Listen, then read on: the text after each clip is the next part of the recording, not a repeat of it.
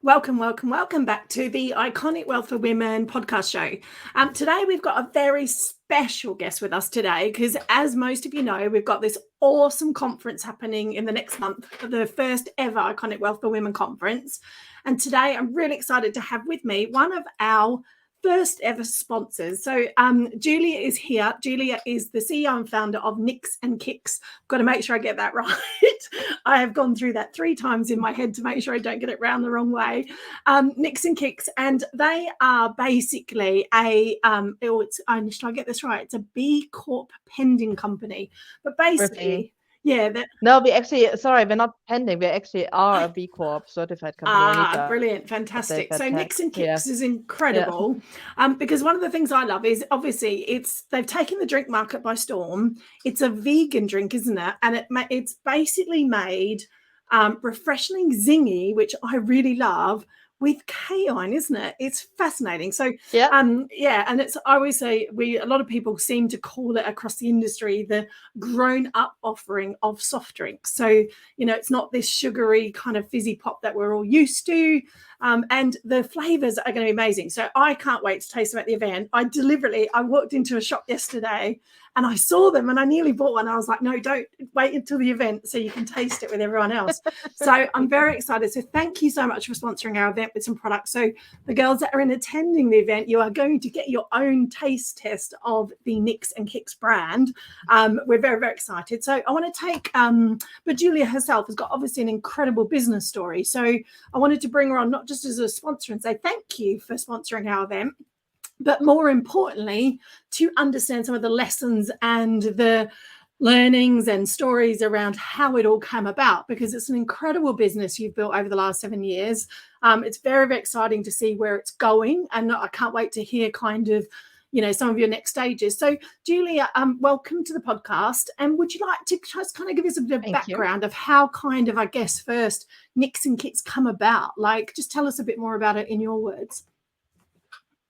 Yeah, absolutely, Kylie. I mean, first of all, thank you so much for having me on the podcast. Really exciting. I think for us, my business partner and I, we both originally are from Germany, and we relocated to the UK nearly 2 decades ago. And when we entered the business, we studied here, and then I think we were both quite career driven and had a really fast career. And there's only so far you can go when you're really young, and you're like, do I want to be involved in other corporates, or do I actually want to maybe try something completely different? So we were motivated by just starting something completely different. We've always been foodies. We always looked into like new health trends in food and drinks. And our palate was changing. We could notice that, because when you get a little bit older, you want less sweet drinks. And what we were pointed with in the UK, everything was either full of sugar or full of artificial ingredients. And we just took a coffee we grew up with, which is basically blending great fruit juices with carbonated water and botanicals, and therefore making them less sweet. So that is how Nix Kix was born. So Nix in German means nothing, and that is because from the get-go we said we don't want to put in anything artificial, no refined sugars. Our whole entire supply chain is plant-based. But when you strip out all the bad stuff, then you're missing flavor, and it's just a bland tasting proposition. So when we thought about add that flavor without adding anything artificial, and that is how we discovered Cayenne. So Cayenne, when you think about it, like even like 30 years ago, you couldn't have imagined popcorn with chili or chocolate with chili. Like it was just popcorn. But we saw that chili as an ingredient made its way into way more flavor combinations, but not so much in drinks. So when we tested it, and actually at the time, Rhiannon was really famous for doing the lemon juice diet. So Cayenne made its way more and more well known as a really healthy ingredient. But for us, it's all about the flavor, because when you add something with a bit of spice, it gives you that sensation you have when you drink an alcoholic beverage without having to drink an alcoholic beverage.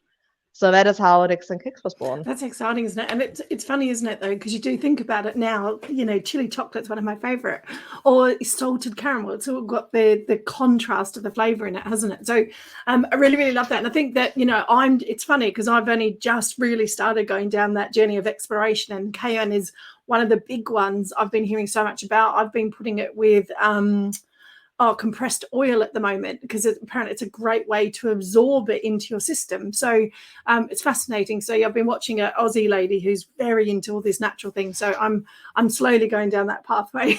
It's only taken me 50 years, but I'm on the way.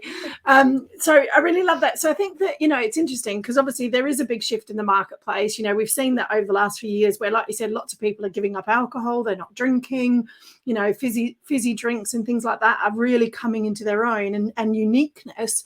So how do you find, kind of just in relation to the market, where do you see the market going over the next couple of years in relation to kind of what you do? You've obviously been one of the early adopters of the change by the sound of it. So it's interesting to see where you see it going. No, absolutely. Overall, what we see in the marketplace is that, like the sort of straightforward categories, adult, health, physics, it's all sort of blending and merging together. And I think one of the things which is happening in the UK more and more is like a highly tailored attempt to customize what people are consuming. So now you have like drinks with adaptogens coming out and CBD, and you have kombucha, and some people drink kombucha for health reasons. Some people drink kombucha because it's a good alternative to alcohol. And I think we're gonna see that more and more. But at the end of the day, like all those categories, what we all have in common, unless it tastes great, people buy it once and they won't buy it again. And I think sometimes in our industry, people forget that. People create like the new drink with high protein, but then if it doesn't taste, they won't buy it again. And I think sometimes people think about all the different health aspects, and health is a massive trend and it's growing. It's still a small percentage of the overall drinks category.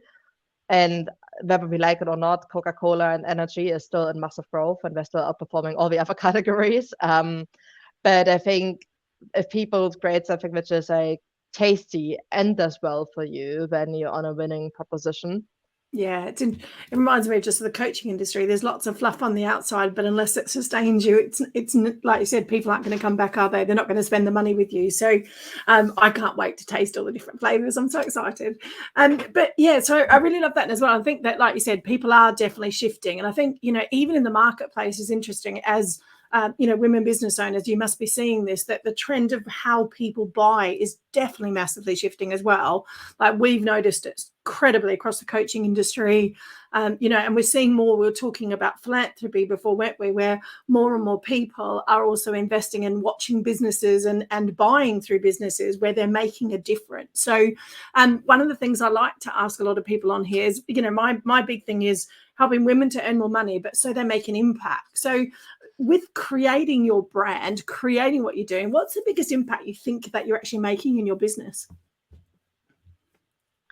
That's a great question. I think for us, my business partner and I, we're both German, and we are therefore maybe a little bit more humble. We don't like the fluff too much, and we haven't been really shouting about all the great things we've done, but actually a female-led business. And one of the things which we're really proud of, we have a very diverse team. We have 70% of our staff are women, and we got a B Corp certification last year, and we got any greenwashing. We just got that because we're really taking care of the planet and how we build the business. So as an example, we do have a production site in mainland Europe. But when we bring the product into the UK, we use trains, and trains have 70% less carbon emission than transporting it via a truck. Because that is my background. Like my background is supply chain and operations, and from the get-go, I want to build a really sustainable business. So we never have much waste, and we always think about when we look for partners, like what sustainability credentials they have. So when we went from a B Corp certification process, which is really intense, we didn't have to do anything special. And you see a lot of other brands who are like, and we're offsetting by doing X. But actually, what we've done from the get-go, we want to do good from the start. We don't want to then build in things afterwards to offset. And I think the other difference, which I'm really proud, is we hired a lot of young talent over the years, and a lot of young, bright women, and to make an impact on them and help them grow. Because when you start with a challenge, working for a challenger brand, you can see everything, right? You get to see every department, you get involved, you have to roll up your sleeves with stuff which isn't your job description. And I think it makes you quite rounded really quickly. And to see what impact you can do on young talent in a challenger brand environment, that's for me, that is one of the biggest, proudest moments I have, to make a big difference to a few, who then can carry that forward. I really love that. And I think that, people underestimate working with startup and growth companies like that, don't they? Because you do get to see everything from the ground up. I keep losing you a little bit. So if I look a bit lost, sometimes you're cutting out a little bit. So I'm just trying to catch up. So, but what an incredible impact on the planet you're making. So I think that, that really stems and plays into the iconic brand as well, because a lot of the things we talk about in the brand is actually how do you start. A lot of people think about philanthropy and making change and doing things like that when they hit retirement. Let's just give back. We'll give a bit back now. We talk a lot about building businesses that impact along the way. So I really, really love that. And I think that, when I was looking at sponsors and when your name come up, I was like, oh my God, they fit the message so well, because it's like, what little differences can we do now as we build our business? It's like you said, not just tapping it on as an end, it's actually building it from the start up. So I really, really love what you're doing. So you're saving the planet along the way and also educating incredible women. And I think that, businesses and, I went to your site. I have to say, I did feed this back to your girl on the site. I said, you need to brag a bit more about yourselves on your site, because there's not much about your own stories on there. I was like, who are the women behind the brand? Because, that's really powerful for me, is that, you are a female-led business making change across society. And, that for me is everything that we're about. So, and tell us a little bit about some of the challenges along the way. So, I love, you've got an incredible success story. And one of the other things I want to tap into shortly is some of the funding you went for. But what are some of the challenges you've had along the way? And maybe being women in business compared to maybe men in business or other businesses along the way. What's been the biggest things I think you've had to overcome? Yeah, so I mean, it's a question I get asked quite a lot, actually, around International Women's Day. It's quite common to get asked, like, I don't know, what's it like to be a woman in business, or what's it like to do fun as a woman? And I am a woman. I've never been a man, so it's hard for me to comment on that. I don't know how much easier it is for a man to do that.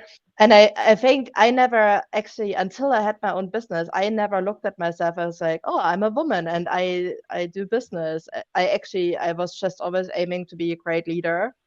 Not being a great leader despite being a woman. I was always just aiming to be a great leader.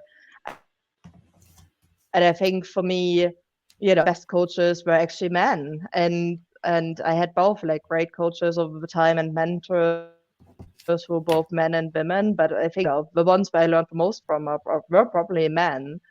And I think one of the things which I'm trying, a lot of feminist per se, like, encourage women to do well, but not because they are women and they therefore should fight harder. I think one of the challenges is, well, when you look at the statistics, one in 10 businesses who are female founded do get investment. I mean, like, the statistics really, and the odds are speaking against us. And do we have to work harder to get investment? Probably. And that is probably one of the most exhausting aspects of running a business like ours, because it takes quite some time to break even, just because of the economy of scale. You have to reach certain points, you need working capital. So to get that tipping point where you are actually profitable takes time.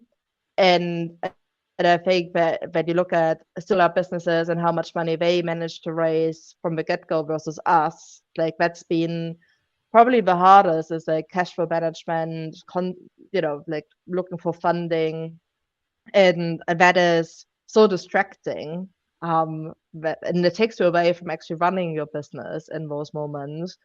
And then you lose momentum in the business side because you have to focus on running that fundraising round, and then you don't have such a great story to tell anymore. And that's been probably one of the most frustrating aspects. And that's the only thing where I notice like it is different,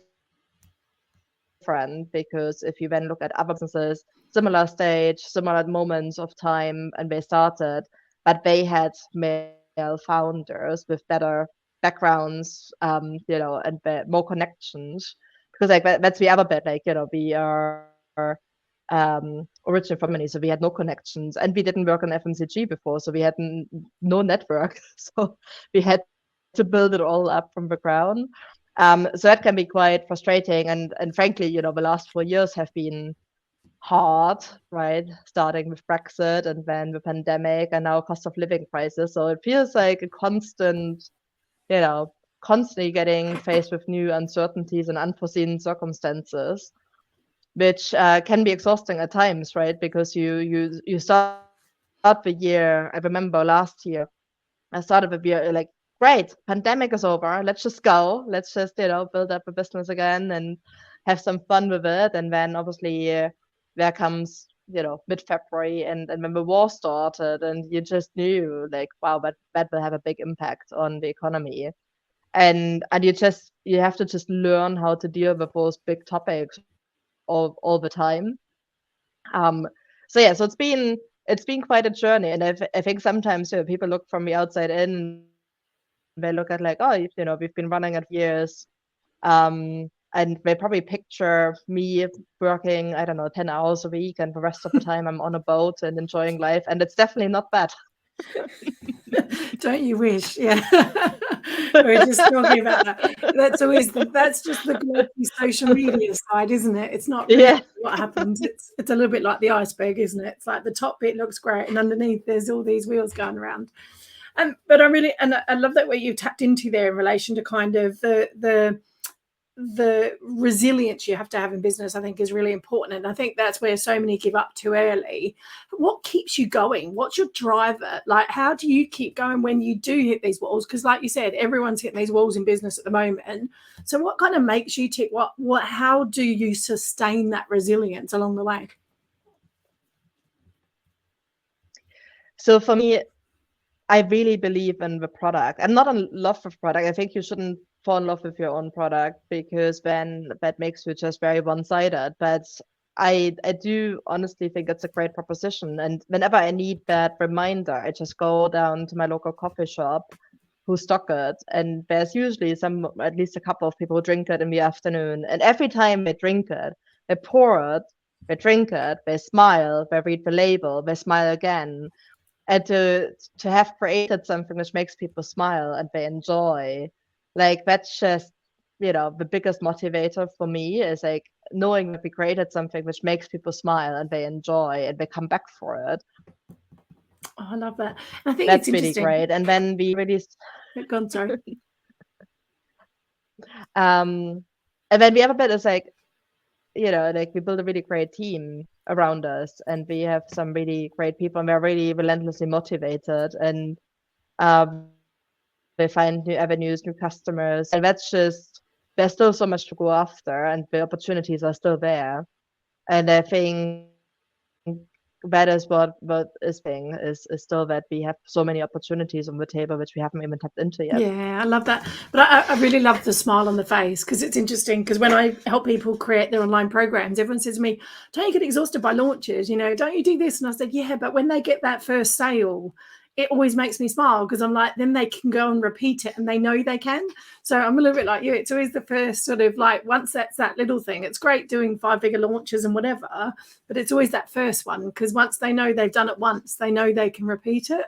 So I love that yours is about the smile when someone drinks it. I think that's just awesome. Absolutely brilliant. I love that. So talk to me a little bit about where you see it going. So one of the things we talk a lot about in Iconic Wealth is you tapped into it just a second ago, where you talked about not getting too attached to your product. And I find with a lot of women, we get attached to our businesses. So I'm a bit of an exploratory. I like to kind of cross-pollinate with different industries. And so I work with a couple of M&A guys, and they're like, are you building Iconic to sell? And I said, well, I hadn't really thought about it, you know. So I've started to put a plan of action in to now literally create a plan to exit in 3 years if I choose to. Now, I won't necessarily do that, but I'm really curious what your take is on a longer term view with Nix and Kix. Is it something that you potentially want to sell into someone else later? Is there an exit strategy, or is it just a forever business because you love it? I'm just really curious what your take on building businesses to sell is. Yeah, so look, I mean, for us, we always have the ambition that one day we want to, because for two reasons really. One is to find a partner who can just build the distribution much bigger and faster can, and we want someone who comes along and can help with that and really gets Nix and Kix everywhere. And you know, it takes a lot of resource to do that alone. So having a good partner to do that would be great. And then, yeah, of course, we also do it because we want to have some return for ourselves and our shareholders, and we wanted to create that. For us, it was never a lifestyle business, and you have to make that decision quite early on. Do you want to build a lifestyle business, or do you want to build a business for scale?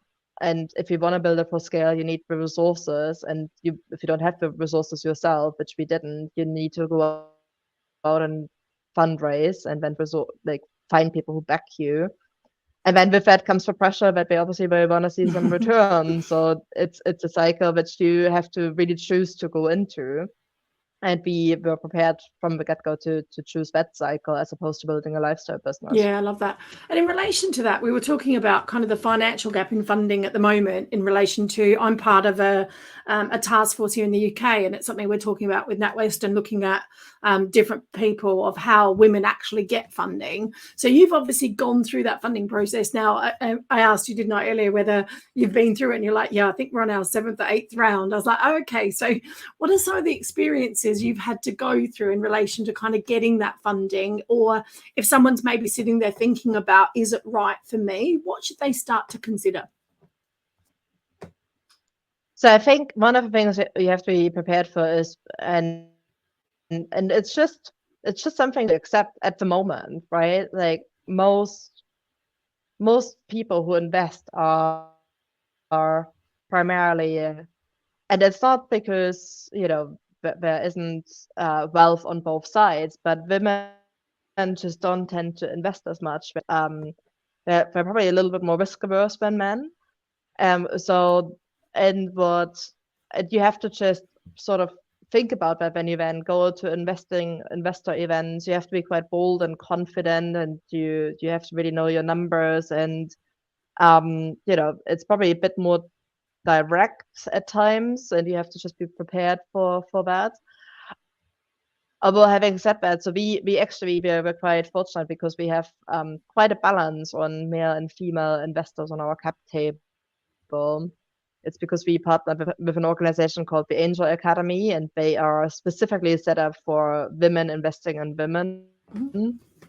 And we got quite a few investors through that. And one of the things which I noticed, having done gazillion pitching events and networking events with investors, the questions you get asked from women are completely different to what a man would look for. A man just wants you to be very confident, shoot for Mars, have a big potential market which you can tap into, and the confidence in you that you can do that, right? Women, they are a lot more detailed oriented, and they want more information, more detailed information. They take longer time to think about it. So they're a bit more risk averse. And I really noticed that. And I think, but having said that, if you go through both, then you probably know that you have quite a sound proposition, because if you manage to attract investment from both. But it's just, it takes a long time. And sometimes, you can be at an event, especially it can be quite intimidating. I was at events where you had like 200, primarily male investors in one room, and I would be pitching, and then they ask a live questions, and some questions are quite hard, right? And they can throw you quite a bit. So it just requires a lot of practice and learning, even if you can't answer it in that moment, like what's the best way you can answer it. And and I think also just help yourself. Like one of the things I always do is I am German. I haven't lost my German accent, and I know that that is a distraction. So the first thing I do when I pitch is I tell them I am a founder. I am originally from Germany. I've been here for 20 years. I haven't lost my accent, and just get that out of the way. So I know that they then pay attention to what I say and not wonder where I'm from. So it's just little things you just have to get confident and comfortable with over time. I love that, because it's funny, because that's a real speaking technique. I learned that when I learned to speak. A lot of them say get rid of that elephant in the room that they're going to be focused on, otherwise they're only going to focus on it. So one of the guys used to say that, because I had a real issue with standing up with being curvy, and I was like, so everyone's looking at my curves, and it's like, well, get rid of it in the beginning, like acknowledge it and move on so that you can move on, because otherwise you're going to be the one that focuses on it. So I really love that. And I think, one of the things for me that really strike what you're talking about here, Julie, is I never ever wanted to put a women's thing on. So like for me, doing Iconic Wealth for Women was a bit strange, because I've always been in a male dominated work environment. I've always worked a lot with men. And I was like, oh, why am I doing this just for women? But when we talk about wealth a lot of women just want to feel in a safe space to have those open conversations. But the thing I really love about what you're talking about there is, I had a interview recently where I had to talk about financial jargon, and we should be making financial literature easier for women. And I was like, no, we don't want to change the literature, because you're not going to change the banks, you're not going to change the pension companies, you're not going to change their language. You need to educate women to understand the language. And for me, what you've just talked about there is, if you want to pitch and you want to grow your business, you have to deal with male investors. So you've got to get comfortable doing that. So I think it's really empowering. What you're talking about is that you can't shy away from it. It's a different process. We were talking about pitching at an event. We've got an investment series coming up locally. And one of the guys said, oh, you don't want to have a pitch event at the end. I was like, well, why? I said, if they're going to go and learn and they want to practice, how are they going to practice if they don't practice in a safe space? And it was really interesting. So I find it really empowering. What you're just talking about is that you've got to get up and practice. You've got to take the hit and get a bit more resilient, because that's how you grow your success. So I find that really empowering that you've done that. And hopefully some other women will stand up and go, yeah, I can do it too, because that's the big thing for me is that sort of thing. So in relation to your own kind of business journey and business growth, if someone was starting out, so I know we talked about the kind of, it's brilliant and it's lovely, and there's definitely a roller coaster of it's not as easy as everyone thinks it is. So if you were going back to start again, what would you do? Would you do anything differently? Would you change what you've done, or would you do anything differently if you had to start all over again? Definitely. I mean, tons. But I think the key aspect you have to really get your head around first is that it takes much longer than you probably think it will do. Because obviously we always hear about those, fast growing unicorns, which, came up yesterday and they sell tomorrow. And that's probably like 0.01% of ideas which actually come to fruition. You have to be prepared to fail often, many times. And I think there's also a real sense of, for me at least, like we didn't pay ourselves any salary for the first couple of years, and then even afterwards, we paid ourselves a really small salary. And after a while, I just couldn't. I was like, why am I doing this? I'm earning nothing, and I'm working probably twice the amount of hours I was working in a corporate job. I had, really nice benefits and nice pension, nice bonus schemes. When they sent me, I was flying business and stayed in 5-star hotels, and I gave all of that up. And I think you have to then just be, and I was just quite honest to my, I can't live like that. And then they said like, okay, but it needs to change. I'm like, I need a decent salary I can sustain myself on. And the reality was they were all like, yeah, absolutely, you should have done it sooner.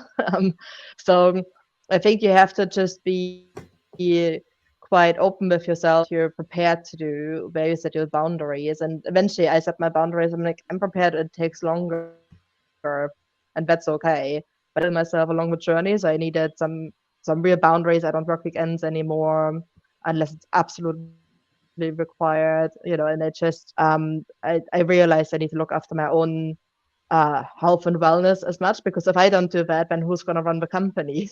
So and I think that is something which, don't get influenced by all those.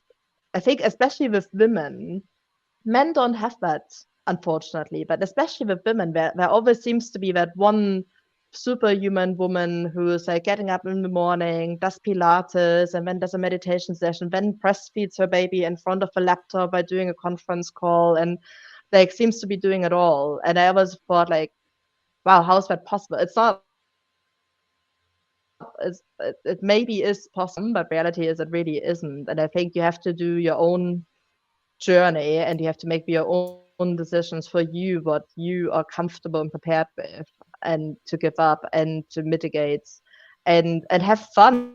Like at some point I lost the fun, and now I have fun again. And you have to always remind yourself as to what you enjoy, and delegate the bits you don't enjoy. It's your journey. And I think sometimes that is what, especially I think women are more competitive with each other than it needs to be. And I think that is something which I sometimes find a bit frustrating, because we're here all to foster each other and support each other. But sometimes it feels like there's unnecessary competition amongst very few of us. I must admit, I've definitely found that along the way as well. I find it fascinating because I'm like, even doing Iconic, there's a couple of people I've tried to get involved, because I just think, look, I'm just here to spread the word. That's it. Like, I'm not even really selling anything off the back of it other than a small, low-level community. Do you know what I mean? And it's like trying to get some of the other women on board. There's just so much competition. You're like, but there's a whole world out there. We just want to spread the word. Surely it's like, but it is really, really interesting that I think there's a much higher competitiveness between women than there is, especially in the male world. I just don't get it with my male clients. I don't see it. It's interesting. They just do their thing, whatever they want to do. They just get on with it. They don't necessarily worry about what anyone else is doing. So I really love that in so many ways. I think that, putting boundaries up is so crucial. I definitely went through a stage of burnout after lockdown. I just couldn't stop working because that was all I was doing. And it's taken me probably about 12 months to start to go, no, Kylie, you need time out. Like, even taking time out for this event, I've had to tell everyone I'm not around next week. And I'm like, well, if I was on holidays, I wouldn't be here. I'm entitled to take time out of my business. Yeah, so I think you've touched on a really massive subject there around setting boundaries, and I think we do have this drive in us to always be available, always be around. Whether that's more our supportive nature, I don't know, but yeah, I'm a bit the same at the moment. So, in relation to your kind of personal wealth, I'm going to go down the wealth topic, because obviously Iconic is about growing long-term wealth. Do you have any wealth tips in relation to kind of the things that you've seen or noticed along the way, whether it's even around business or your own journey? If someone's getting started or thinking about not only developing short-term income but thinking long-term wealth, do you have a tip that you want to share in relation to your story? Yeah, I mean, look, like for me, like money was always a big topic in my family. And I think even when I was growing up, my grandma always instilled in me like enough money to be able to get up, start over again, put down a deposit, and have money for a mattress, right? She's like, never stay in a relationship if you don't need to. So always have enough wealth to be able to walk away. And I was carrying that, since my whole life really. And I think one of the things which, also growing up in Germany, we're very focused on like building long-term strategies for pensions and being secure. And so even when I left home when I was 16, and I had to like get by with a really, really tiny salary. And a couple of months where I had to then ask my friends to help me at the end of the month. And that was quite eye-opening. And I think from then onwards, I'm like, okay, I can't be in that situation ever again. So I always went try to find like other sources of income. And I think I live by the rule that I need to be able, if something happens, and if I just need to walk away, I need to be able to do that.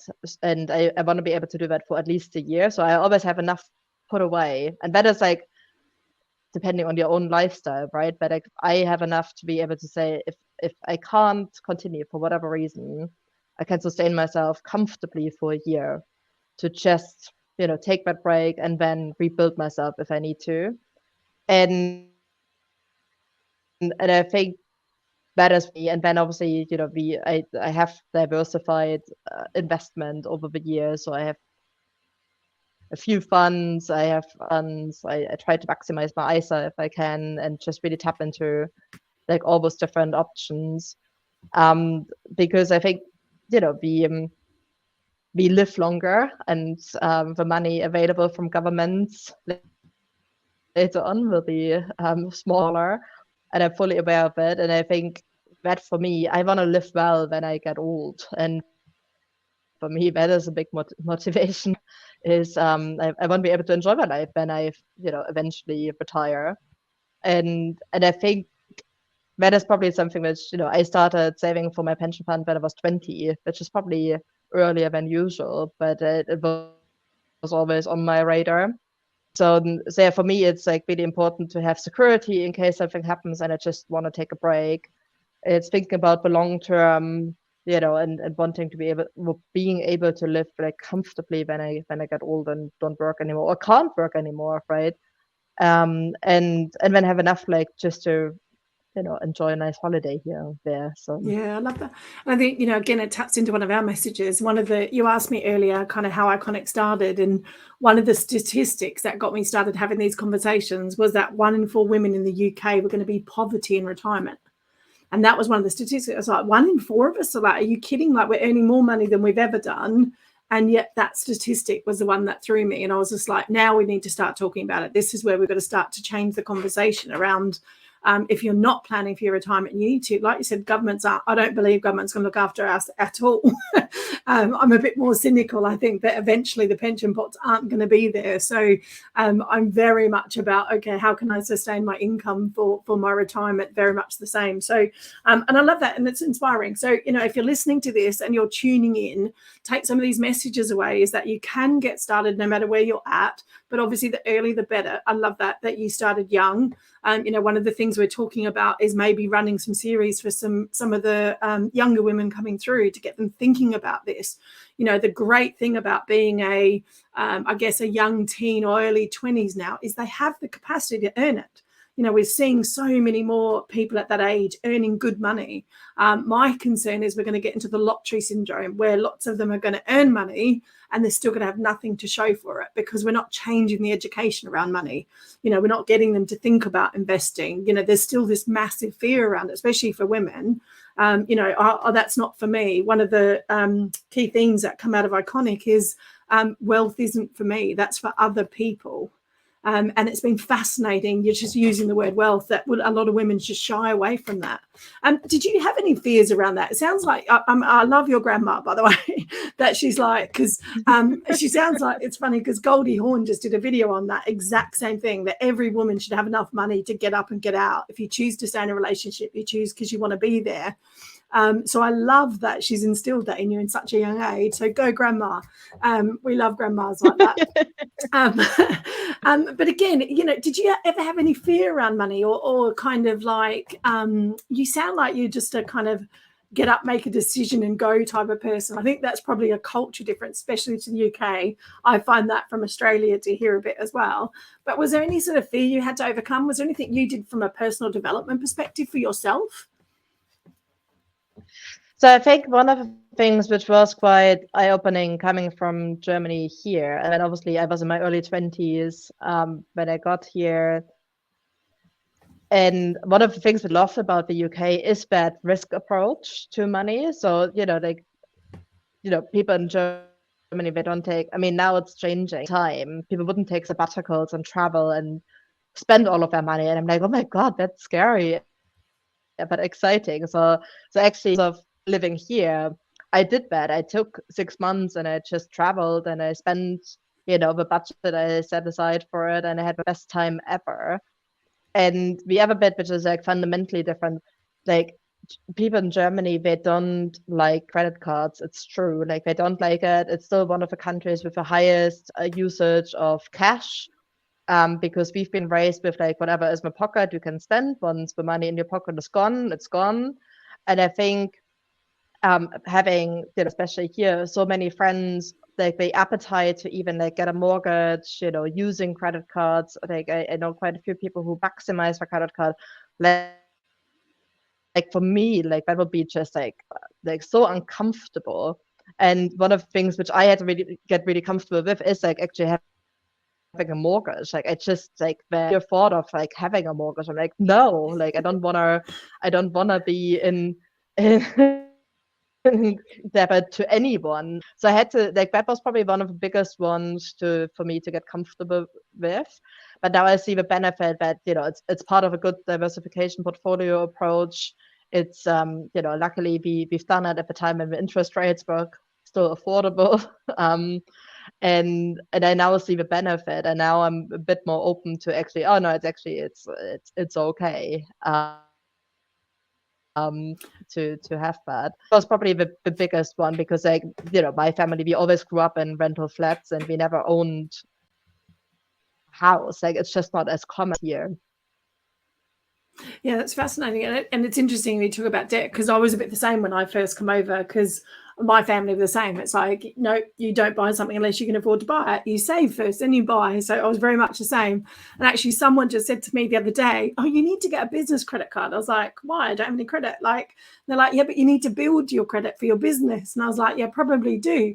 But it hadn't just naturally thought to me to go and do that, because I have one credit card and that's my backup one, and I use that if I need to book something online that I can't do through my own. So I'm a little bit the same. So it's really interesting that the shift. And obviously having good debt and bad debt. So like you said, buying property and things like that, there's a time and a place for some good debt sometimes. But I still have a very good friend of mine that refuses to buy property. She's like, no, I'm investing it. So she invests the same amount of money each month. And she said, Kylie, I can buy 4 houses now. So I find it fascinating. I'm like, yeah, I wouldn't thought about it, because the investment was better. But she was disciplined to put the same amount of money away. And I think that's the difference, is that she's very disciplined at saving, whereas it doesn't quite work that way. It's a compulsory saving when you're paying a mortgage off. That's what I call it, because you have to give it over to the bank. Yeah. No, absolutely. But I think also with saving, like I think from my not the first salary, because I wasn't able to save anything, but the second salary I had, I would always put away at least 50 euro time, and then over time that would become 500 euros or 500 pounds, and I would just put that away. And even nowadays, like I have an automatic transfer. The minute my salary comes in, it goes to an account and I never touch it, and I only check it like once every month, and that's like doesn't do any interest. Every investor will tell you like that's wasted money, and I don't care. It's safe. I know nobody can take it away, and if I need it, that's my backup. Yeah.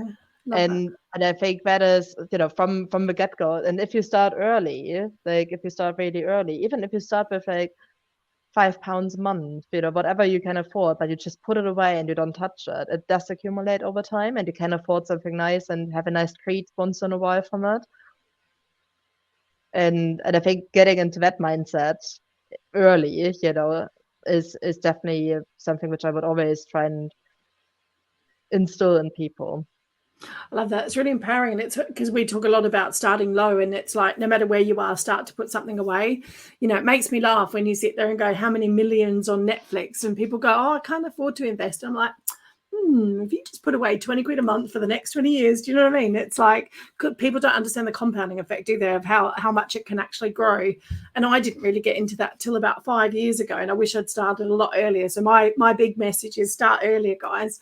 But again, it's like you said, start with what you can afford, but take it out your account. And it's funny how quickly we adapt. It's like you said, we adapt the other way, don't we? When we earn more money, how quickly we adapt to spending more money. So it's like you said, if you can take it out your account beforehand, you adapt very, very quickly to having that money. It's just not there. You just don't get it in. So off you go again. And you just work to your means, don't you?